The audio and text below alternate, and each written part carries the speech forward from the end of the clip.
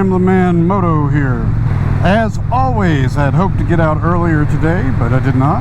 Heading to the place I've been going to do a few practice loops, and it's just a good ride in general. I don't know if you guys follow the channel where I'm a new subscriber to this other channel. I think it's called Moto Giant, but I'm running off memory.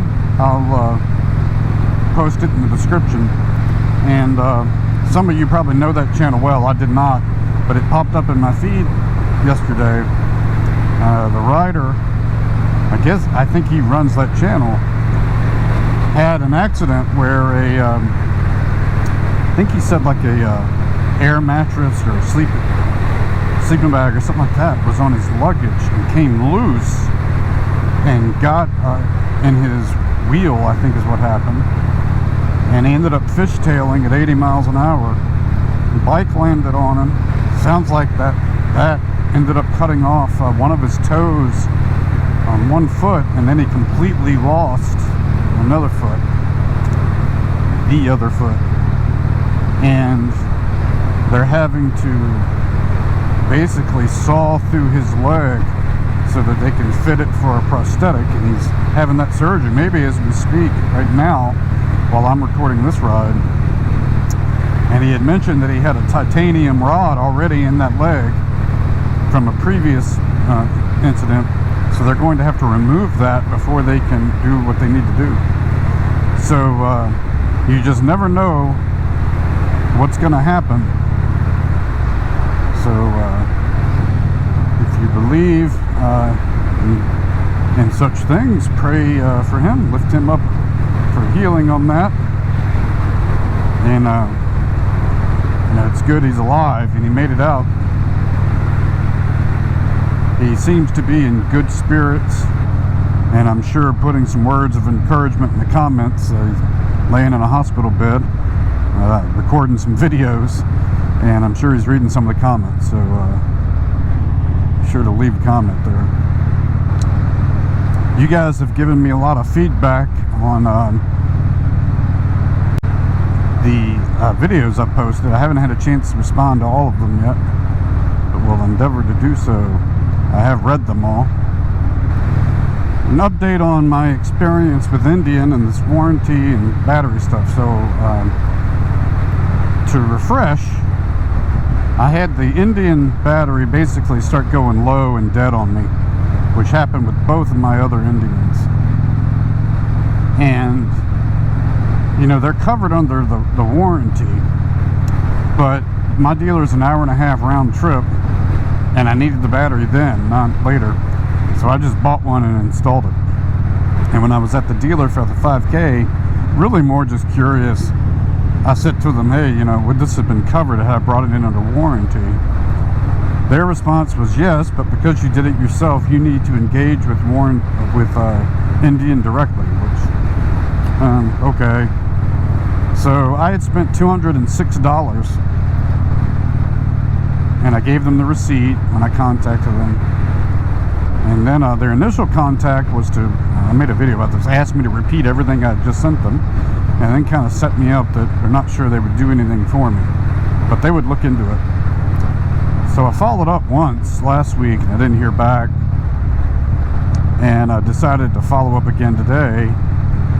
And their resolution was to give me a $250 credit. They said they would issue it either for a dealer or a store. I'm sorry, either the dealer or the online website.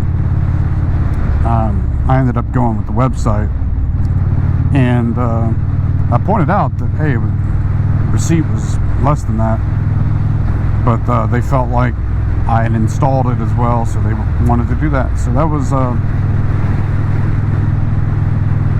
was good on their part. Appreciated that. That was kind of unexpected, to be honest. The old country song that I'm living up to her low expectations. I kind of went into it expecting they might say no or something. So that was good. Now on the other two things, while I was on the phone with them, I said, hey, Indian dealer told me they were submitting a couple of warranty issues. They looked him up and said, we don't see anything submitted for your bike. So I called the dealer, got one of the owners. She said she was going to check with the technician. And I had mentioned to them about the tech saying that the wheel speed sensor was being ground, and people have pointed out to me that if that was accurate, this thing shouldn't be working. The ABS shouldn't work. I think they said the odometer might not work. And I mentioned that to her, and I said, you might want to ask the tech about this again to make sure we've diagnosed this correctly. So pretty much right as I was putting this helmet on, they called, and I had to let it go to voicemail.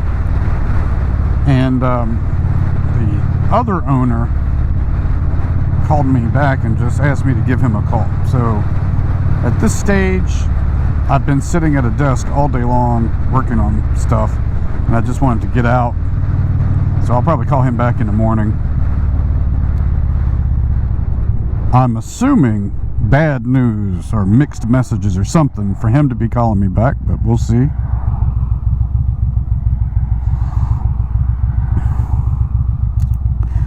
And to refresh on that, that was them telling me the gasket was bad on the fuel cap, and that the front wheel speed sensor was being ground down.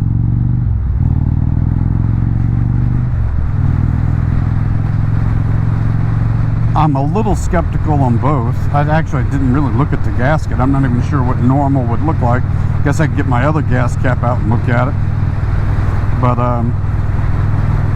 the forums I'm on are very skeptical about the wheel speed sensor.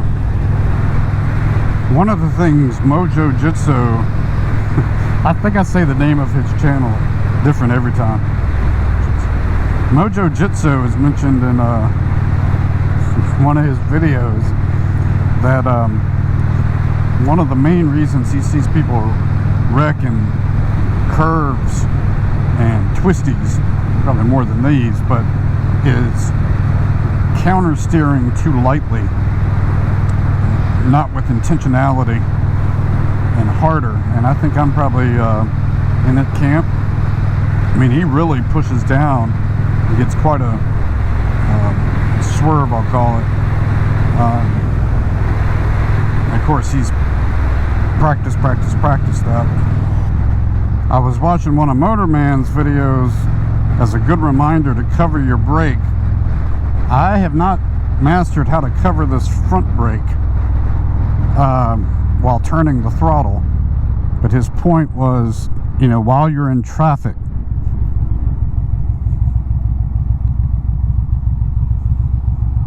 you know, it helps to cover that brake because it will buy you more stopping speed, less distance. He was saying it takes a second to a second and a half for the average person to make this movement with their hand, or to make a similar movement with your rear. And on the front, when I try to cover the brake with the front, I end up jumping the throttle, turning the throttle. And you know, I don't think Motorman's a giant. He's probably got the same size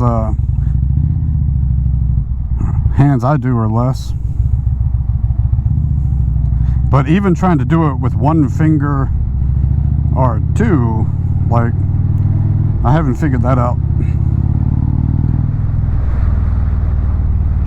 Ooh, it's going to be tough getting across here. I didn't think about this.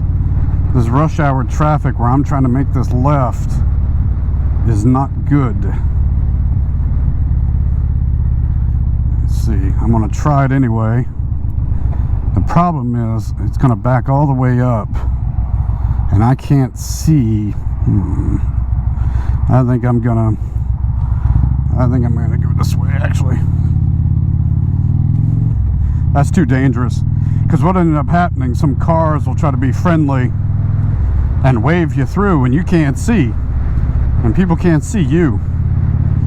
So I'll probably just ride around and have a good time, and then come back this way and just make the right into that church. Just too dangerous and not worth it. And look at all this traffic here. It's after 5, so and there's a lot of office buildings down this way.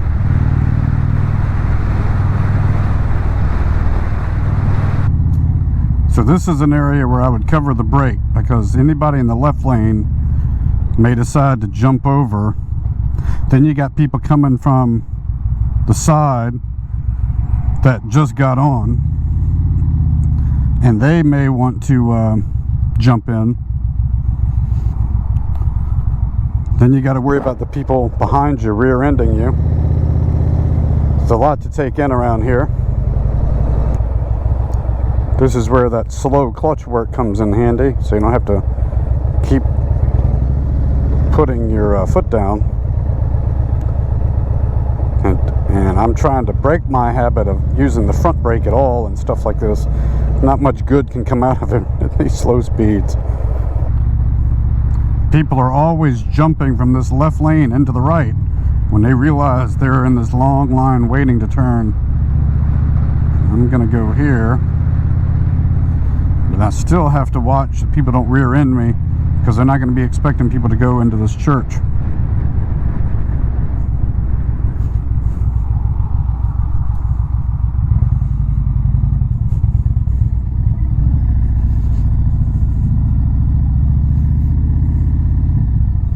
Big old nice empty parking lot.